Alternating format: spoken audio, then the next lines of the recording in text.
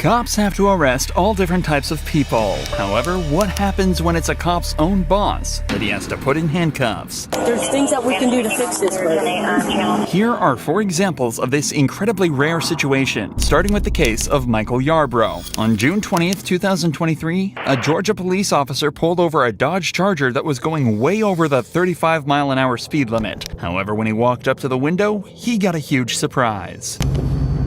Really?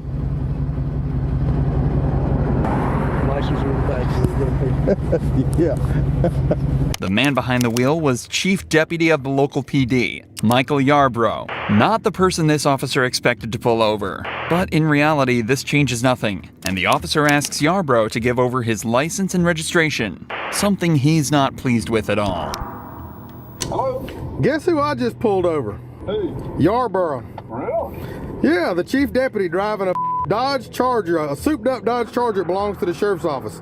I just clocked this at 96 in a 35. What was the issue? I mean, why is he speeding? No reason. He's in an unmarked car. He just got a high horsepower car and decided he wanted to play. It's your traffic stop. You do what you think you should do. I mean, I'm not telling you one way or the other. You do a 96 and a 35. Okay. Well, you know I don't care for him, so I'm gonna ride his. If body cams weren't around, this stop could have gone a totally different way. But it seems like this officer isn't the biggest fan of Yarbrough and decides to issue him a citation for speeding. For some, handing your boss a $500 fine is a dream come true, and it looks like it's the same way for this officer. Sir, here's your ID back.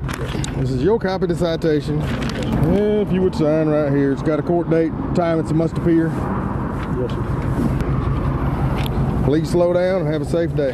In Georgia, speeding tickets are priced based on how much you're exceeding the speed limit. For example, if you're over 24 miles an hour over, you're looking at $500 in fines. However, there's an extra super speeder charge you're liable to if you're going as fast as Yarbrough was. But it looks like this officer decided to mess with his boss even more, as this ticket excluded the extra fee, but instead required him to appear in court. After the incident, Yarbrough was also suspended for 40 hours without pay. However, that's just a fraction of what Corporal Scott Birdzick was hit with after crashing his car while drunk. Reached out for my lighter, slammed into his ass. Cool. Yeah, not really. Not really. Yeah. Are you okay? Oh yeah, no, I'm good. Your car's fucked up. No, absolutely. Which I just fucking fixed. Obviously, Brooke and Scott are familiar with each other, and curiously, Scott holds nothing back when describing exactly how the incident went down. It's clear that Scott is the one at fault here, so before going any further, Brooke decides to call back to the base to ask whether or not it's okay for her to be handling this incident. This crash, Birdie, so come work it? Okay. I can't remember. It's been a long time since I've worked a crash with one of us in it, so. No, he's not on duty. He's in his POV. I just didn't want there to be any, conflict of interest type issues. All right, that was it. I just wanted to make sure. All right, bye. Damn it, Birdie. Brooke is given the go-ahead and told that there should be no issues with her handling this case, but that was before she noticed this. You good? Wait. Huh? Wait on his way. He's not coming. Good? Walking home, but yep, I'm good. So, Birdie, you giving me some indicators? Oh. Listen. Good woman. Listen. Valdez is coming out just to... I'm not going to lie to you about it. She's on her way? Yeah, she's on her way. I'm not really comfortable with this whole thing at all, but I'm not going to lie to you about it. Oh, no. I don't mean to put you in that Indy. Yep. From now on, you know how it goes. You can't consume anything, okay? Because right now, you're being detained. Wait, what? It's obvious that Scott is under the influence of something. Judging by his slurred speech, slowed reactions, and slight loss of motor control, Brooke is fairly sure he's been drinking. At this point, Scott is no longer her supervisor. He's just a suspect in a case, and what's more, he's drunk and likely unpredictable, a combination which can be incredibly threatening to a female officer. Please don't make my life difficult. I would never do that to you. Okay, I'm very uncomfortable right now. And I apologize for putting you in that position. Are you on? Yes, I am. And I'm going to remain on for integrity. You know you can't smoke right now. Why? Because if I'm going to do a DUI investigation, it impedes it, so you can't consume anything. I want to get that dog. This is a really cute dog. Fear aggression issue. You can always train a dog. You can't consume anything. You're killing me. Trying. But too late now! After a short wait, another officer arrives at the scene, meaning they can finally start getting to the bottom of all of this with some sobriety tests. These lasted over 10 minutes, but it's not hard to tell how they went by just looking at a few seconds of them. You may begin the test. 1, 2, 3.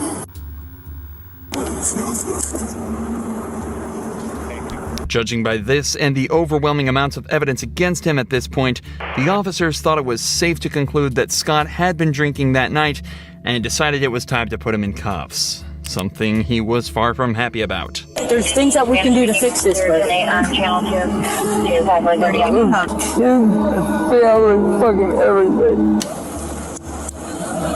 It's got the hinge locks. okay. So, good to go? Despite Scott being one of the most polite and respectful suspects ever on this channel, he was actually hit with a better sentence than the majority of criminal cops.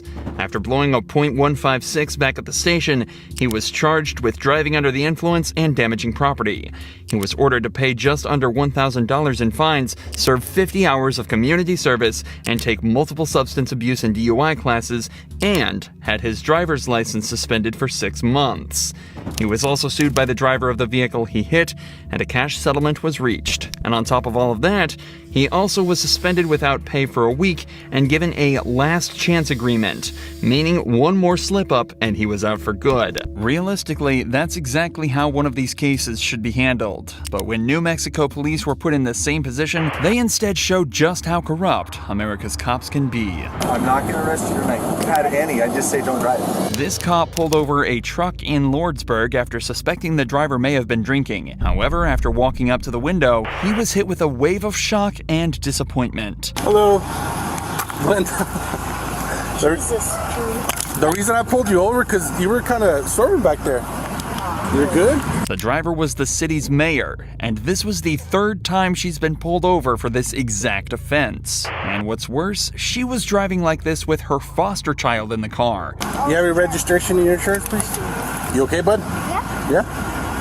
We're all good. Just be quiet.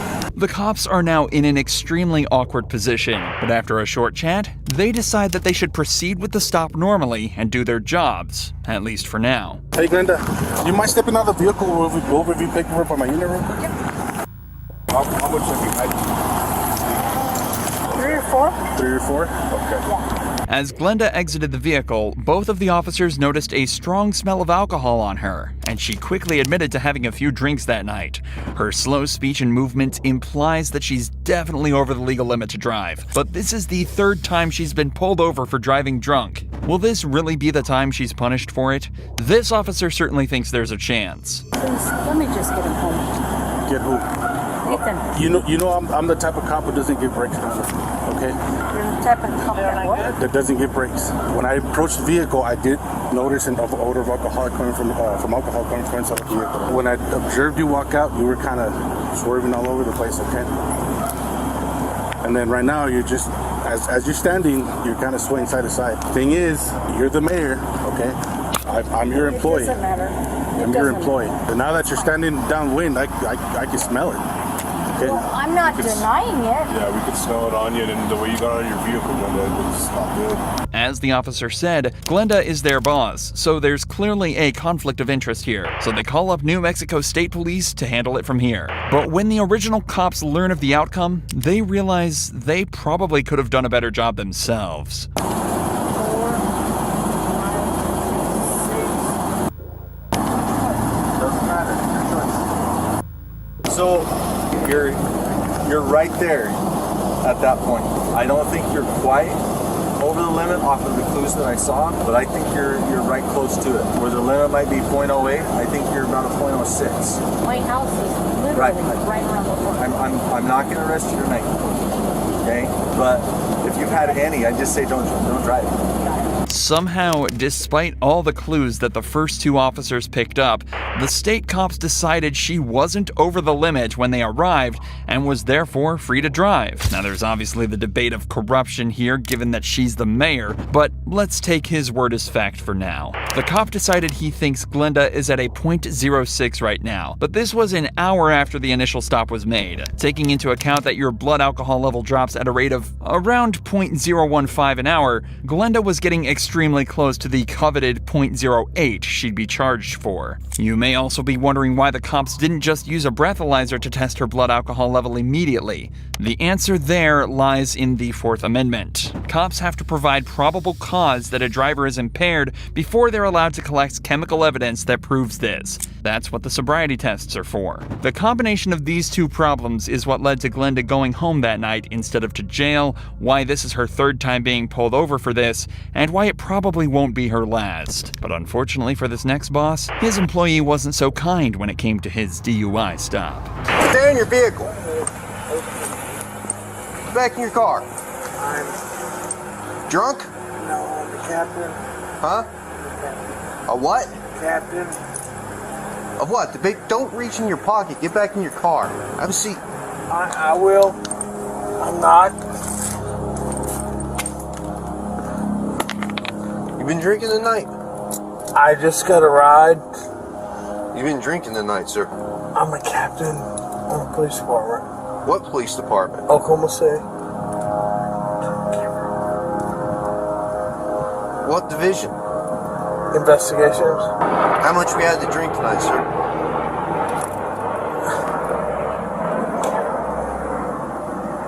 Please. Huh? I'm not turning my camera off. Okay. This guy isn't just drunk. He's absolutely hammered, even to the point where he thinks the camera can't hear him whispering. But despite the captain's pleas, the officer refuses to turn off his camera and continues with the investigation. Go ahead and step out of the vehicle. You gotta be kidding me. How much we drink tonight, sir? I was at a poker game. Uh-huh. Because you were swerving all over me when you turn off here, you didn't use your signal. I'm sorry. How much you drink at your poker game? Not much. Not much? How much is not much? I don't know. Beer? Liquor? Yeah. How Beer. many beers? 3 or 4. 3 or 4? How long ago was that? It's been going on a while. How long ago did you drink your last beer, sir? What time is it now? It's 0140. Midnight. You think you should drive it? No, but I came from 4 blocks. Your mom lives here. I live here. You live here? Yes. Come over to the rear of your vehicle. Okay. You got any weapons or anything on you? I do not, sir. Those must have been a strong few beers, as not only was he stumbling over his words, but apparently also swerving across both lanes on his way home. The captain is then searched and told to stand in the open where he's tested on his balance and sobriety. Hands down by your side, please. Look straight ahead. You see the tip of my pen, sir? I do. I want you to follow the tip of my pen without moving your head, okay? Come over here where it's a little bit more level. I'm going to demonstrate for you first. While I'm demonstrating, I want you to stand with your feet together, hands down by your side, just like this. All right, sir? What's your name? Matt French. Matt French. Mr. French, stand just like that for me. When I tell you to begin, okay, I'm just going to demonstrate for you first. I want you to pick a foot of your choosing. It doesn't matter if it's your left or your right foot. I'm familiar. And I want you to lift it approximately 6 inches off the ground. And while you look at your toe, I want you to count by 1,000. It's 1,001, 1,002, 1,003, 1,004, 1,005, so on and so forth until I tell you to stop. At any point in time you lose your balance or your foot touches the ground, just go ahead and pick your foot back up and continue to count, okay? Do you understand these instructions I've explained to you, Mr. French? You may begin. 1,000.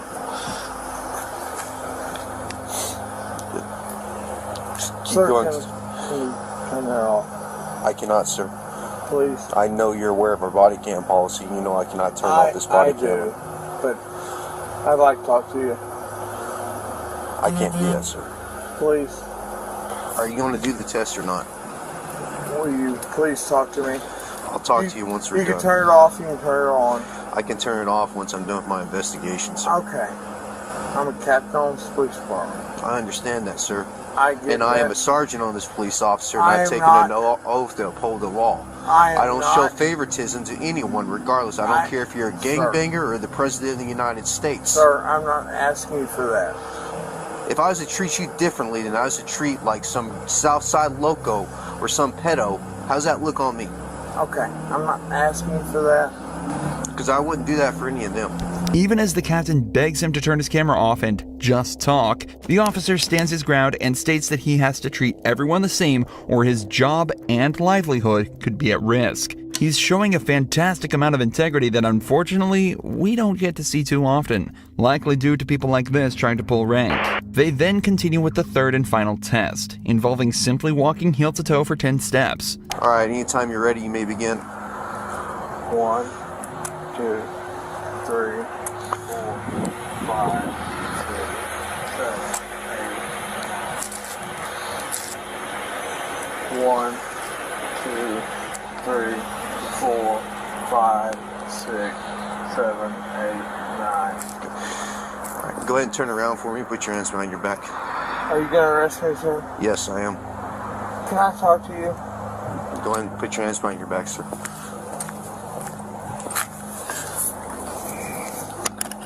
Now that the investigation is concluded and the perp is placed under arrest, the officer turns off his camera and returns the captain to the police department. Not only was he suspended from his position as Oklahoma police captain, but he was also hit with the regular punishments for DUI, likely amounting to a small fine and a few months in jail. If you enjoy true crime videos like this, make sure you're subscribed to see more.